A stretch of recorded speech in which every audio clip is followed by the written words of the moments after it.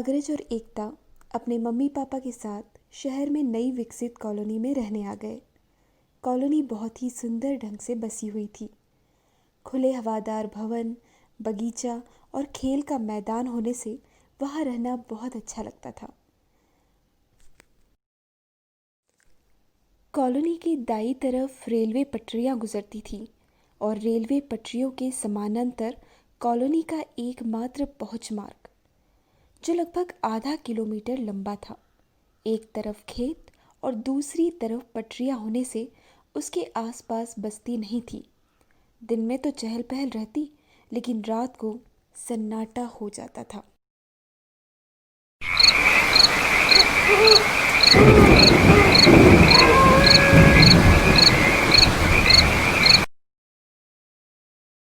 धीरे धीरे कॉलोनी में रहने वालों की संख्या बढ़ी तो कारखानों और मिलों आदि में काम करने वाले लोगों का रात में भी आना जाना शुरू हो गया। कुछ समय बाद सुनसान सड़क पर आए दिन दुर्घटनाएं होने लगी। सड़क के बीच एक आम का पेड़ था जो रेलवे पटरियों से लगा हुआ था।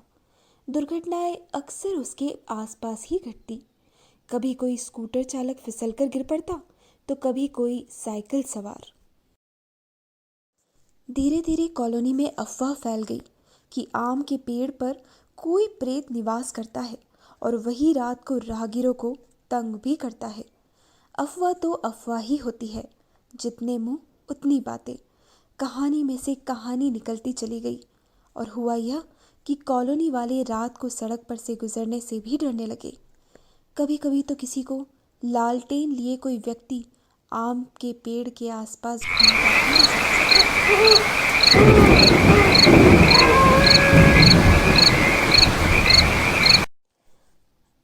अग्रज और एकता को बहुत अचरज हो रहा था कि एक तरफ तो उन्हें समझाया जाता है कि प्रेत वगैरह कुछ नहीं होते, दूसरी तरफ कॉलोनी वाले आम के पेड़ के प्रेत से परेशान हैं।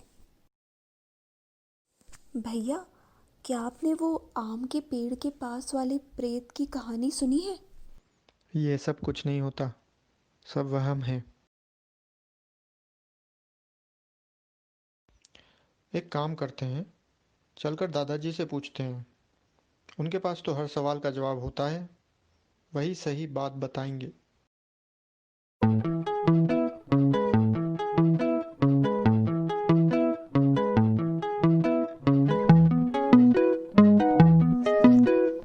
दादाजी, क्या सचमुच आम के पेड़ के पास भूत है, प्रेत है, जो सबको पकड़कर गिरा देता है? बच्चों, वास्तव में प्रेत वगैरह सिर्फ मन का वहम होता है। ऐसा कुछ होता नहीं। आम के पेड़ के पास दुर्घटनाएं किसी और कारण से हो शुक्रिया रही हैं। दादाजी, हम नहीं डरेंगे। Bye bye. डरो नहीं, खुश रहो बच्चों, निर्भीक रहो। दादाजी से बात करने के बाद अग्रज और एकता ने तय किया कि वे कॉलोनी वालों के इस वहम को ज़रूर दूर करेंगे और सच्चाई का पता लगाएंगे। और सचमुच एक दिन अग्रज और एकता ने सच्चाई का पता लगा ही लिया। जब अग्रज और एकता अपनी कोचिंग से देर रात को उसी रास्ते पर गुजर रहे थे। देखा आपने? देखा भैया आपने? अब बात कुछ समझ आ रही है। असली भूत यहाँ छुपा हुआ है। अगले दिन वे दोनों शहर विकास प्राधिकरण के दफ्तर पहुंचे और मुख्य इंजीनियर से इस संबंध में बात की।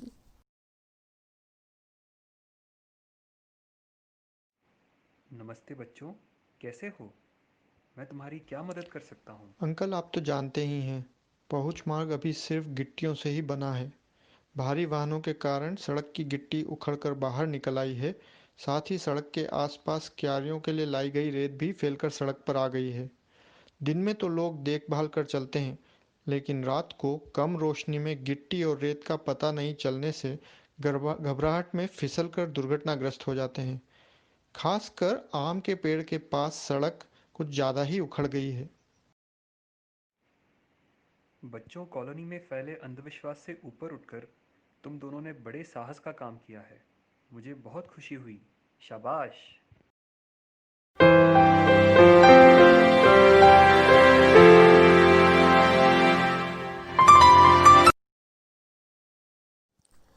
अगले दिन बीसीओ मजदूरों ने स्वयं मुख्य इंजीनियर की देखरेख में सड़क के अनावश्यक गिट्टियां और रेत हटा दी।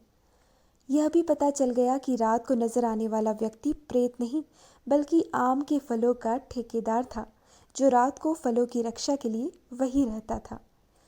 कुछ दिनों बाद सड़क पक्की हो गई। पक्की सड़क के उद्घाटन समारोह में इंजीनियर साहब अग्रज और एकता को बुलाना नहीं भूले। कॉलोनी वालों के मन से प्रेत की बात सदा के लिए निकल चुकी थी। उन्हें गर्व था कि उनकी कॉलोनी में अग्रज और एकता जैसे जागरूक बच्चे रहते हैं, जो कल के नागरिक होंगे।